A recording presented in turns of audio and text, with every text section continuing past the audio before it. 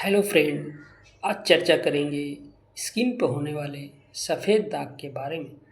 सफ़ेद दाग एक ऐसी बीमारी है जो समाज में एक दूसरे में दुराव पैदा कर रही है। इससे शरीर को बहुत ज़्यादा नुकसान तो नहीं होता है, आदमी नॉर्मल अपना जीवन व्यतीत कर सकता है, लेकिन समाज में दुराव के कारण वह इस रोग को ठीक करने में लगा रहता है। इस रोग से निजात पाने के लिए मरीज़ तरह तरह के वैद्य, हकीम, डॉक्टर के पास जाता है, जिनको इस रोग के होने का कारण भी नहीं मालूम होता है। वो भी अपनी जड़ी बूटी आदि अन्य सोर्सों से इलाज करता है, बल्कि वो गुमराह करता है। गांव देहात, शहरों में बैठे हुए हकीम फ़कीर जिन्हें इस रोग के नेचर, कारण के बारे में मालूम नहीं होता है, वे भी इनका इलाज करते हैं और मोटा पैसा कमाते हैं और मरीजों को गुमराह करते हैं। इस रोग के नेचर, कारण, ठीक होने की अवधि, ये सब एक डर्मेटोलॉजिस्ट ही को ही पता होती है, जो उचित इलाज करके ठीक करता है। शरीर पर होने वाले सफ़ेद दाग अनेक कारणों से हो सकते हैं, लेकिन सभी सफ़ेद दाग कोढ़ नहीं हो सकता। कौन सा रोग, कौन सा सफ़ेद दाग कोढ़ है, कौन सा सफ़ेद दाग कोढ़ नहीं है, कोई अन्य कारण है इसका, वो सिर्फ एक अच्छा डॉक्टर ही जानता है। शरीर के ऊपर होने वाले सफ़ेद दाग अनेक कारणों से तो होते ही हैं, जिनको हाइपोपिगमेंटेशन भी कहते हैं। उनको भी लोग कोढ़ का ही रोग समझ लेते हैं। जैसे PLE रोग में भी स्किन का कलर हाइपोपिगमेंटेड यानी नॉर्मल स्किन से थोड़ा हल्का हो जाता है और लोग उसको कोढ़ की बीमारी समझने लगते हैं। इसके अलावा CAD एक बीमारी है, इसमें भी कभी कभी स्किन का कलर हाइपोपिगमेंटेशन हो जाता है, यानी स्किन के नॉर्मल कलर से थोड़ा हल्का, जो एक सफ़ेद पैच की तरह दिखता है, और लोग इसको भी सफ़ेद रोग यानी कोढ़ समझ लेते हैं, जो गलत सोचते हैं। ल्यूपस वल्गैरिस भी एक ऐसा ही एक स्किन की टीबी है, जिसमें कभी कभी स्किन का कलर नॉर्मल कलर से हल्का हो जाता है, यानी सफ़ेद पैच की तरह दिखता है, जिसको लोग सफ़ेद रोग के भ्रम में पड़ जाते हैं और इसे कोढ़ समझने लगते हैं। इसके अलावा DLE भी एक ऐसी ही बीमारी है, जिसमें स्किन का कलर पिंकिश वाइट पैच की तरह दिखता है और लोग भ्रमित हो जाते हैं कि ये भी सफ़ेद रोग है, यानी कोढ़ का रोग है। इसके अलावा पिटारियोसिस वर्सिकोलर भी एक रोग है, जिसमें स्किन के ऊपर सफ़ेद छोटे छोटे पैचेस बन जाते हैं और वहाँ से स्किन की ऊपर की परत हटती है, जो सफ़ेद दिखती है। इसको भी लोग सफ़ेद रोग से ही तुलना करते हैं और कोढ़ रोग के होने का भ्रम हो जाता है उनको।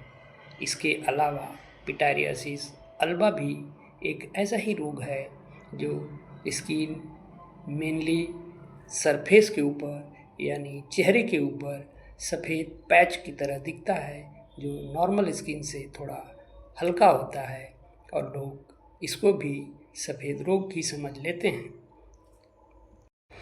स्किन का हाइपोपिगमेंटेशन यानी नॉर्मल स्किन से थोड़ा हल्का सफ़ेद होने के अगला कारण है नीवस एक्रोमिकस, नीमस एनीमिकस। ये भी एक सफ़ेद पैच जैसा ही स्किन पे दिखता है, जो अलग अलग साइज शेप में होता है।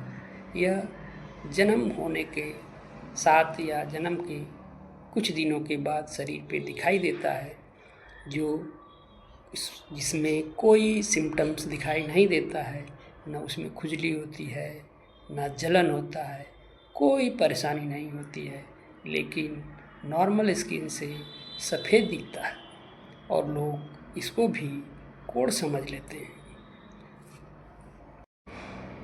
स्किन के सफ़ेद होने का अगला कारण है लाइकेन डिजीज़ यानी लाइकेन रोग, जिसमें ज़्यादातर रिप्रोडक्टिव ऑर्गन सफ़ेद हो जाते हैं।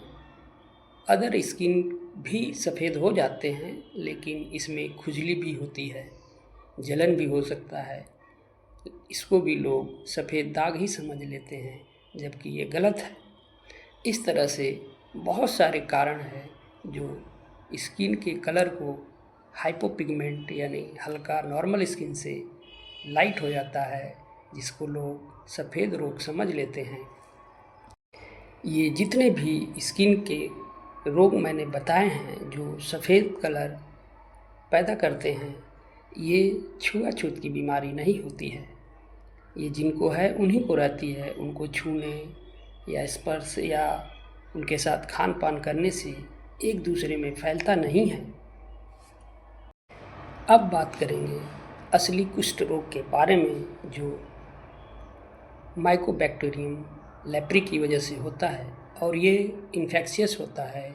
मतलब जिन लोगों में इम्यूनिटी वीक होती है उनमें यह रोग हो सकता है, यानी एक लोग से दूसरे लोग में फैल सकता है।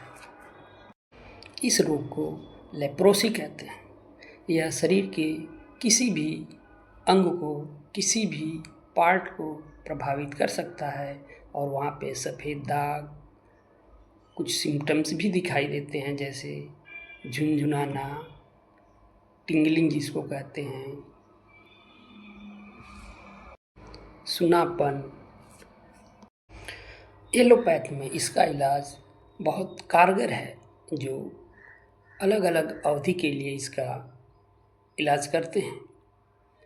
इसका इलाज तो हो जाता है, लेकिन जो सफ़ेद रंग की पैचेस बनते हैं शरीर पे, वो रीपिगमेंट नहीं हो पाता है।